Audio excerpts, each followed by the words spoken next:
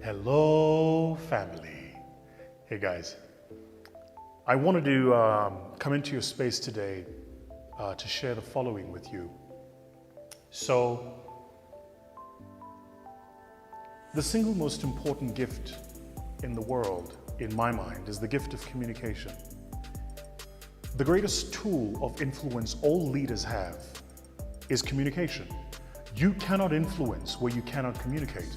It's impossible. So learning to communicate is a critical skill for any of you who think of yourselves as leaders, right? Of course, learn to communicate. But if you were to learn to communicate, the question becomes communicate for what purpose? What's the outcome? 99% of the time, the reason we human beings communicate is to either get somebody to do something we want them to do, or to get somebody to see something we want them to see. So either I want you to take action, or I want to change your perspective. But either way, to do both of these things, I need to communicate. I need to influence. I need to, as the language says, persuade. So I hear terms like selling, and selling is a portion of how you persuade, but the art of persuasion is much bigger than just the art of sales. Sales, at the end of the day, is how you transact. It's how I get you to not only see value, but take action on the value that you see. Persuasion, though, well, persuasion is, it's a broader science. I spend a lot of time in our business, internally with my own team, helping in particular my management and executive team learn how to communicate. The reason this is important is because we've been growing fairly rapidly of late, and I've been stepping up the level at which I serve in the organization. And as I step up, I've had to create leaders to take over some of the things I used to do. And the only way to do this is not only if you capacitate the leaders to do the job, but it's also if you capacitate the leaders to inspire, to enthuse, to persuade. Which means I've had to learn, how do you take a manager who's good at reading a spreadsheet and teach them how to communicate and inspire people, how to persuade. As we speak, I'm busy capital raising. We're busy capital raising. Which is such a funny experience, really. But you know, the art of capital raising is just the art of persuasion.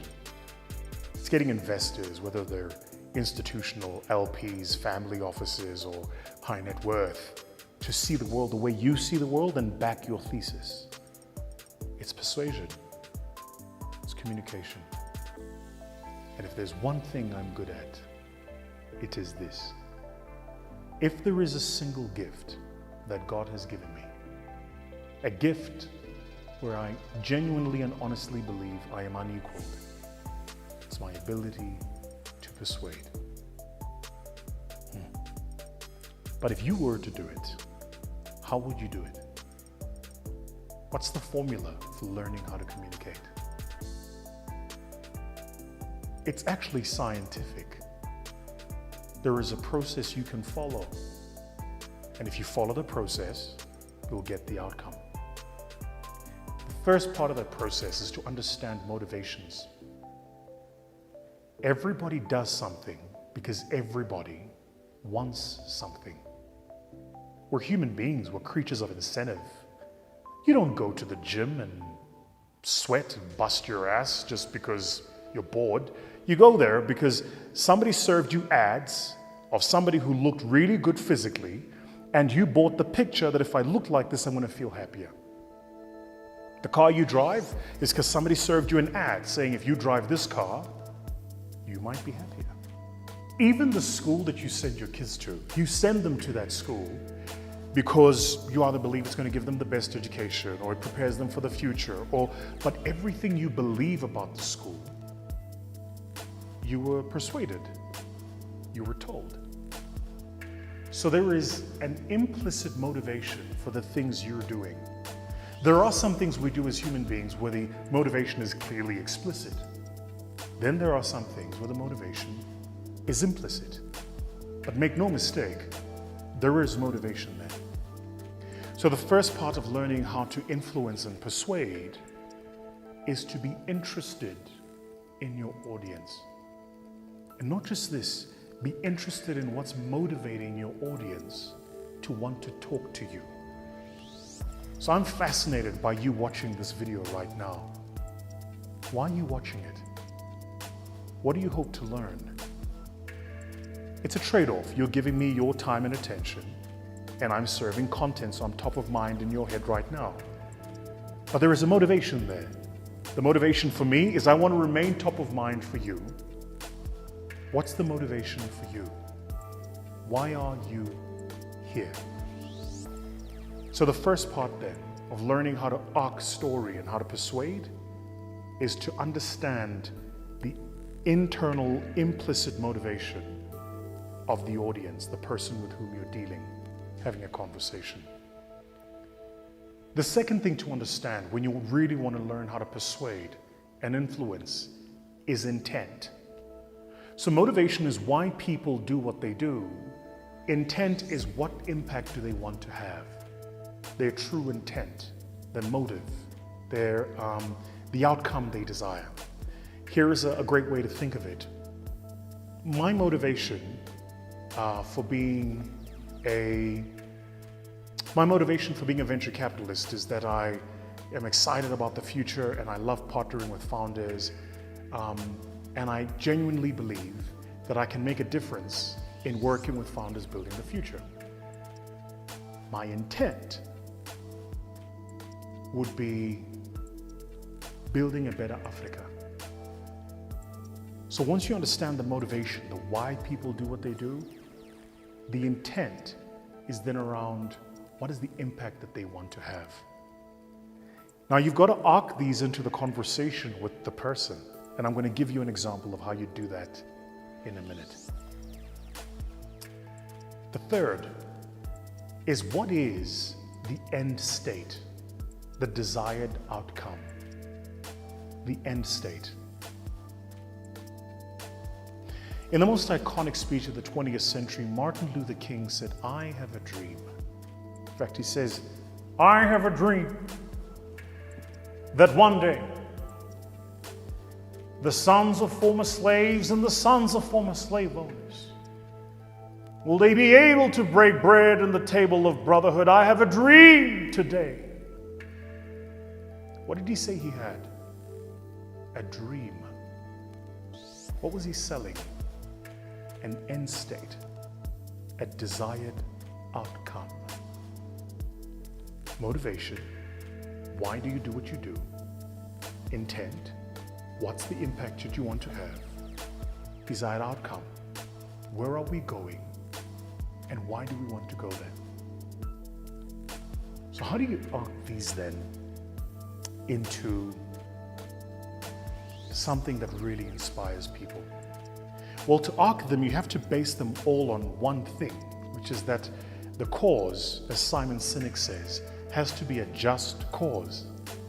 People have to believe that the cause is worth pursuing. You can't just, I have a dream, but the cause is not worth pursuing. It's got to be real, rooted and grounded in people's perspective of the world. And if it's not, then you've got to communicate it in a manner that it becomes that. It's got to seem like a just cause. I want to build an electric car company. Why? Because we're destroying the planet. I want to build a payment gateway company. Why? Because it's hard for entrepreneurs to facilitate payments across Africa. I want to build an edtech business. Why? Because education is prohibitively expensive for the poor, and I want to make it affordable. It's got to be a just cause. So how do you arc these into a story? How do you arc these into a conversation of persuasion with your client, with your staff, your employees, with your partner and your spouse?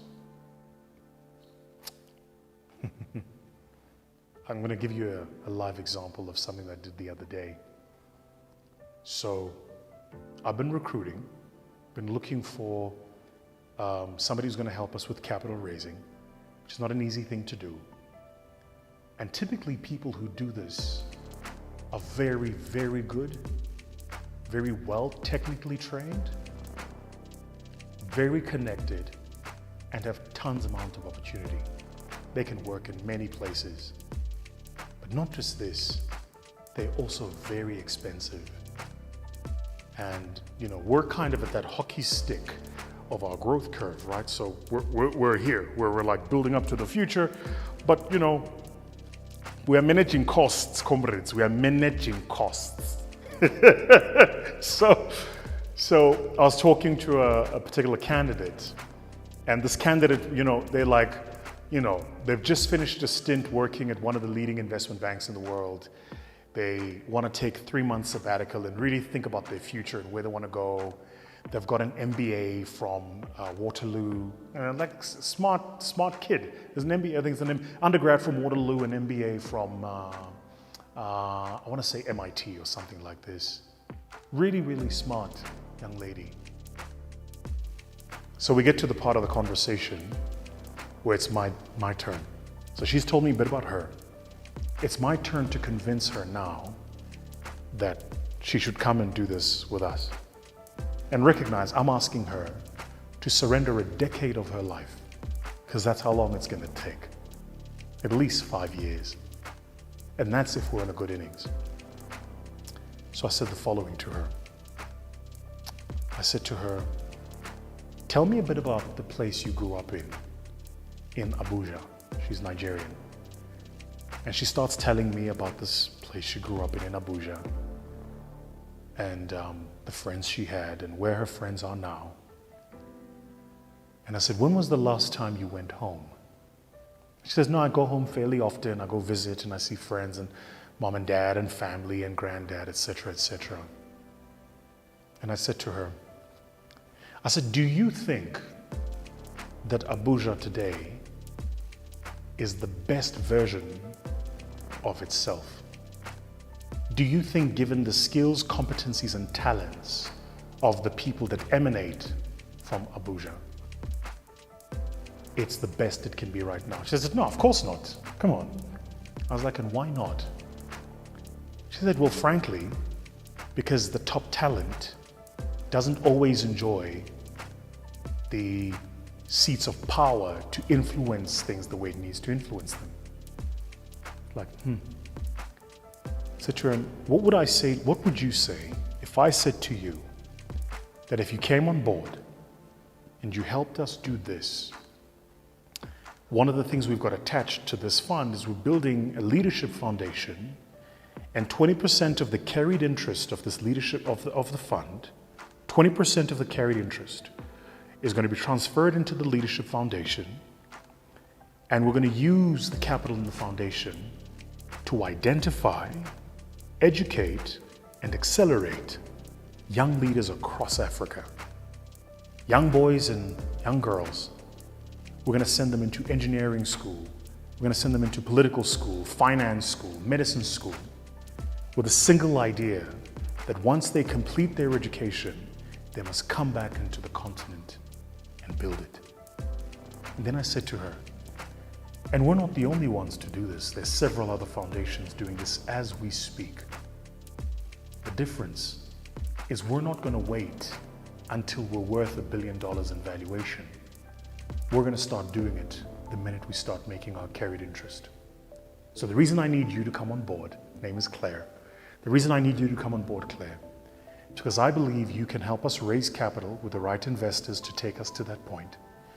And once we've reached that, I believe that you can become a critical part of our investment team to ensure that we identify the right companies that give us the right exit multiples so that we can better the chances of capitalizing that leadership foundation and building the future we want to build. Claire, you can work anywhere. You can go and work at Wall Street and they will pay you 10 times what I can afford to pay you. Hell, they'll probably pay you 10 times more than I'm earning. But when you're 50 years old and you look back at your life and you think about this inflection point, you will ask yourself the question, how have I lived? What impact did I leave behind? Did I use my skills to leave my people, my country, my world a better place? Only you will know the answer to that question. But I think that if you came on board with us, the answer would be yes. And that was it. We ended the call. I still haven't heard back from Claire. Hopefully by the time she watches this, she would have come back and said yes. But realize the whole conversation about why she should join what we're doing wasn't about us. I didn't say this is the business plan, these are the outcomes. I was like, what's her motivation? What's the intent? What's the desired outcome? And how do I base it on a just cause? So go back into your own business, into your own life. Look at some of the things you're doing and ask and answer for yourself the question: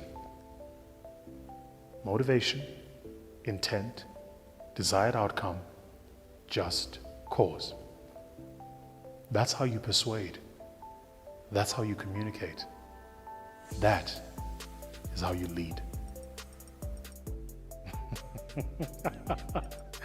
I'm on fire, right? I know. I can literally hear, this boy is on fire! All right, family. I hope you've enjoyed that. Have a kick-ass time. Leave a comment below and tell me some of the things you'd like to hear from us in future. Cheers.